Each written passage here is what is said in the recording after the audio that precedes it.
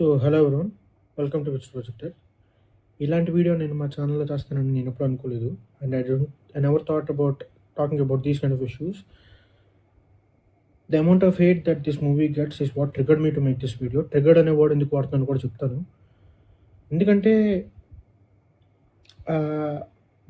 చాలా దగ్గర అంటే లక్కీలీ నాకు వచ్చే కామెంట్స్ తక్కువ, అండ్ దాంట్లో అయితే ఎక్కడ నేను చూడలేదు ఇంత బాగోలేదు అనేలాగా. బట్ వాళ్ళు చెప్పే రీజన్స్ కావచ్చు, చూపించే హేటెడ్ కావచ్చు, అది బాట్స్ కావచ్చు, ఏదైనా కావచ్చు, whatever the reason maybe.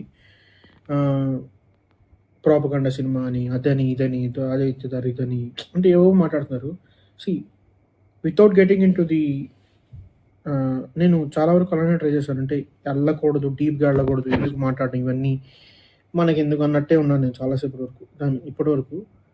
But the problem is by the way that they are talking, like ఏదో అంటే దారుణమైన సినిమా తీశారు అన్నట్టు విధంగా మాట్లాడటం కావచ్చు, లేదా ఒక their equating this movie to Kerala Story 2 అనే లెవెల్లో మాట్లాడుతుంటేనే నాకు కొంచెం ఇబ్బందిగా ఉంది. అసలు కంపారిజన్ కూడా చేయకూడదు. But I saw a comment which is what made me like so triggered. అరే అసలు ఆ సినిమాకి ఈ సినిమాకి సంబంధమే లేదు, ఈ సినిమా ఎందుకు ఈ మూవీతో ఇంతమంది కనెక్ట్ అవుతున్నారో నా వర్జన్ మాత్రం నేను చెప్పగలను అంతవరకు. మీకేమనిపిస్తుందో మీరు కూడా ఖచ్చితంగా కామెంట్స్లో చెప్పండి. It was based on real incidents. అంటే ఒక సినిమాటిక్ లిబర్టీ తీసుకొని జరిగిన ఈవెంట్స్, మళ్ళీ చాలామంది పుట్టుంటారు. నేను స్పెసిఫికల్లీ చూపించిన ఈవెంట్స్లో చాలా వరకు నాకు ఊహ తెలిసేసరికి మెజారిటీ ఆఫ్ ది ఈవెంట్స్ జరిగిపోయినాయి. ఇండియాలో జరిగిన బాంబ్ బ్లాస్ట్ కావచ్చు, ఏదైనా.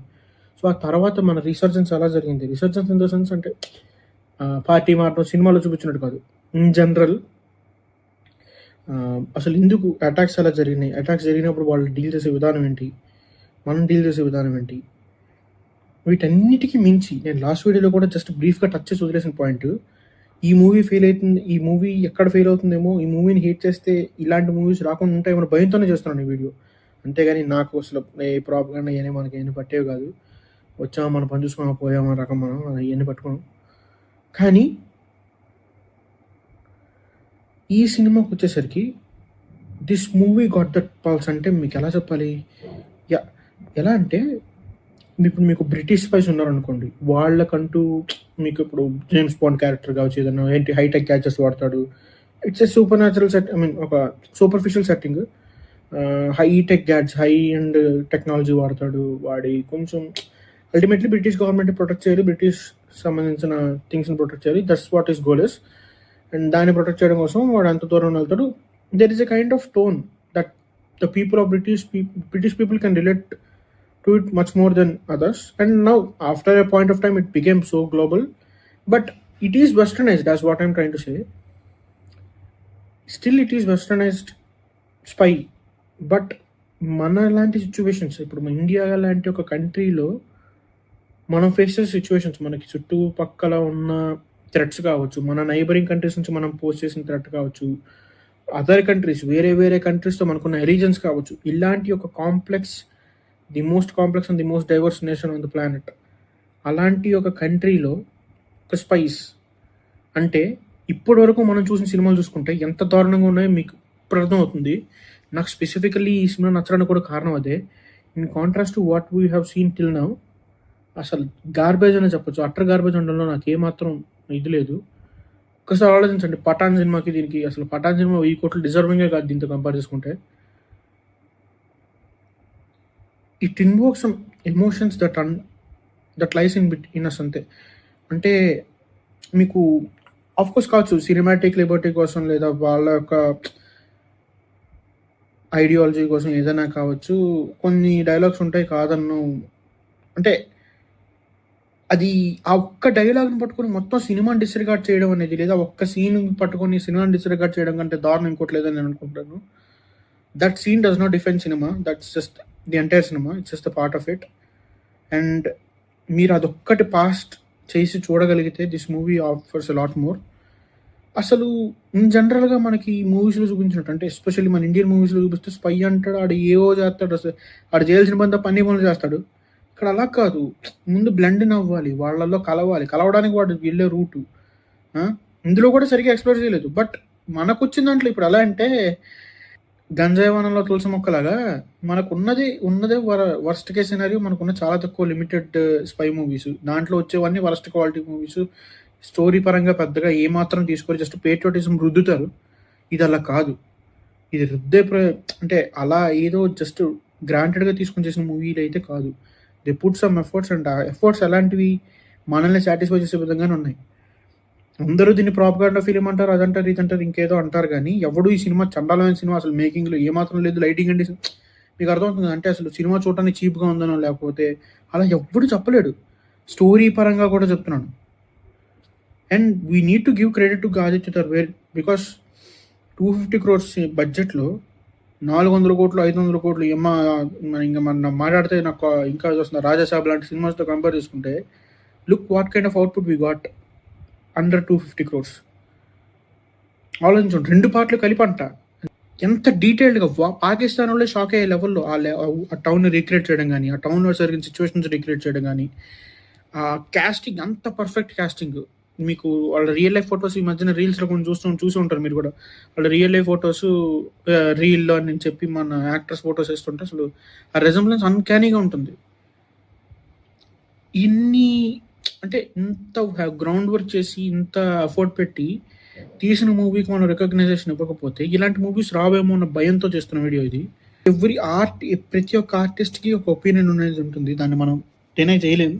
మనం కొన్ని సినిమాస్లో, పాతకాలం సినిమాస్లో కానీ చూసుకుంటే కొన్ని సినిమాలు అయితే ఇంకా పాకిస్తాన్, ఇప్పుడు మీకు ఏక్తా టైగర్ అలాంటి సినిమాల్లో చూసుకుంటే పాకిస్తాన్ రాయల్ ఏజెంట్లతోనే, ఐఎస్ఐ ఏజెంట్లతోనే డ్యాన్స్లు మీటప్లు పెడుతూ ఉంటారు. ఇంకా అంతకంటే దరిద్రం ఇంకోట్లేదు. ఇందులో కూడా అలానే ఉంటుంది. ఇందులో కూడా మనకి ఇండో పాకిస్తాన్ రొమాన్స్ చూపిస్తారు. But why it is different అంటే ఇట్ ఈస్ ఆర్గానిక్. అంటే వాడు చేసే పనిలో పార్ట్ మాత్రమే. ఎక్కడైనా మీకు కొన్ని దగ్గర అనిపిస్తుంది వాడు మంచివాడు కాబట్టి అంటే నార్మల్గా జరగలేదు, కానీ మీకు అర్థమవుతుంది కదా ద న్యాచురల్ ప్రోగ్రెషన్. అంతేగాని ఐటమ్ సాంగ్లు అది ఇందులో కూడా ఉంటాయి. మీకు ఇందులో కూడా పార్ట్ 1లో అక్కడక్కడ ఉన్నాయి, కాదంటలేదు. They took cinematic liberties. వాళ్ళు ఎక్కడ మైల్స్ హ్యాట్ అసలు అసలు ఇది దాన్ని ఏమంటారు, ఈ సినిమాని మీకు కొట్టే సినిమా లేదు అలా ఏమంటలేదు. కానీ మన కంట్రీ నుంచి స్పై సినిమా వస్తే this could be the example, the trend setter. అంటే దీని నుంచి ఇంకా బెటర్ పాయింట్, అంటే ఇది one of the best points in that spy జానరా అనిపిస్తుంది నాకు. దీని నుంచి బెటర్ చేసుకుంటూ పోతే we will get amazing output అనిపిస్తుంది. And that starting point is so good అనేది నా ఒపీనియన్. అంతే. దానికి ప్రాపగాండా అని అదని ఇదని చెప్పి అంటగట్టి ఆ మూవీ యొక్క వాల్యూని తగ్గించడం నచ్చలేదు.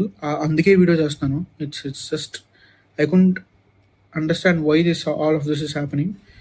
అండ్ ప్లీజ్ మీకే అనిపిస్తుంది నిజంగానే మూవీ చూసిన వాళ్ళు ఎవరైనా ఉంటే ఖచ్చితంగా వీడియో చూస్తే ఖచ్చితంగా కామెంట్స్లో చెప్పండి. వీలైతే మీకు నిజంగానే మూవీ ప్రాపగాండా అనిపిస్తుంది ఎందుకని కూడా చెప్పండి. I would like to understand your perspective as well. Because నేను చూసే వీడియోస్లో వచ్చే కామెంట్స్లో అయితే మాత్రం వాళ్ళు either they are too nonsensical or just borderline abusing the movie. They are not providing a rationale behind it. I want to know about it. Like, I want to hear the other side. Like, why are they hating this movie so much, and what is the reason behind it? I couldn't understand why all of this is happening. But movie అయితే fail అయ్యే chance అయితే లేదు. And ఎందుకంటే మీకు తెలిసి ఉంటుంది 250 crores అన్నాను కదా, డే 1లోనే కొట్టేసింది అంటున్నా. 240 crores ఎంతో గ్రాస్ అంట. So I'm not into these collections, but I hope that this movie, I really want this movie to make at least 1,000 crores. ఇలాంటి మూవీస్ డబ్బులు సంపాదిస్తేనే మనకు మంచి సినిమాలు వస్తాయి. అంతేగాని ఇప్పుడు వాళ్ళకి ఓకే, ఇప్పుడు మనకు ఒక ఇన్సెంటివ్ లాగా ర్యాబిట్ క్యారెక్టర్ చూపించినట్టు, ఓకే ఇది చేస్తే ఇది వస్తుంది అనే ఒక ఐడియాలజీ వాళ్ళకి డబ్బులతో, ప్రొడ్యూసర్లైనా ఎవరైనా వాళ్ళకి డబ్బులు చూస్తేనే వెళ్తుంది. బాహుబలి చూసిన తర్వాత అన్ని పెద్ద సినిమాలు రావడానికి కారణం బాహుబలికి వచ్చిన డబ్బుల వల్లే. ఇది కూడా అంతే. అండ్ నేనైతే నెక్స్ట్ వీడియో అయితే ఖచ్చితంగా స్పాయిలర్ డిస్కషన్ రాబోతుంది. అండ్ మీకు ఈ లోపు ఏదైనా క్వశ్చన్స్ ఉన్నా, లేకపోతే ఈ మూవీ గురించి మీకు ఏమైనా ఇంట్రెస్టింగ్ పాయింట్స్ తెలిసినా ఖచ్చితంగా కామెంట్స్ చెప్పడం ట్రై చేయండి. బట్ మేక్ షూర్ ఈ మూవీ మీకు ప్రాపగాండాలో అనిపిస్తుంది, ఎందుకు అనిపిస్తుందో, అండ్ నేను ఎక్కడ చూడలేకపోతున్నాడో కూడా చెప్పడానికి ట్రై చేయండి ప్లీజ్. అంతే. That's it from my side guys. And I urge you to watch this movie because this is such a good movie and rare occurrence in Indian cinema that a movie delivers and to that hype, and not like those massy movies where, అంటే ఇది అందరినీ satisfy చేయగలిగే movie అని అనిపిస్తుంది నాకు. అంటే ఒక story ఎత్తుక్కునేవాడికి, ఒక రియలిజం గ్రౌండ్నెస్ ఎత్తుక్కునేవాడికి, ఒక మంచి యాక్షన్ ఎత్తుక్కునేవాడికి, మాసీ ఎలిమెంట్స్ ఎత్తుక్కునేవాడికి, అందరికీ ఒక మిడిల్ గ్రౌండ్ లాంటి సినిమా అనిపిస్తుంది. అండ్ మోస్ట్ ఇంపార్టెంట్లీ మన లాంటి వాళ్ళందరికీ కనెక్ట్ అయ్యే సినిమా అనిపిస్తుంది. అందుకనే నేను ఇంత దాన్ని ఏమంటారు, ఐఎమ్ వాచింగ్ ఫర్ ఇట్. డబ్బులు ఇచ్చినా కూడా ఇంత మాట్లాడలేమేమో, కరెక్ట్ అయింది కాబట్టి ఇంతలా మాట్లాడగలుగుతున్నాం. సో మీకు ఎక్కడ డిస్కనెక్ట్ అయ్యారో అది ఖచ్చితంగా తెలుసుకోవాలని నాకు. For the people who don't like this movie and watched it or don't want to watch it, please do let me know why you guys think about it. And that's it from my side, guys. We'll meet you with the next one. Thank you.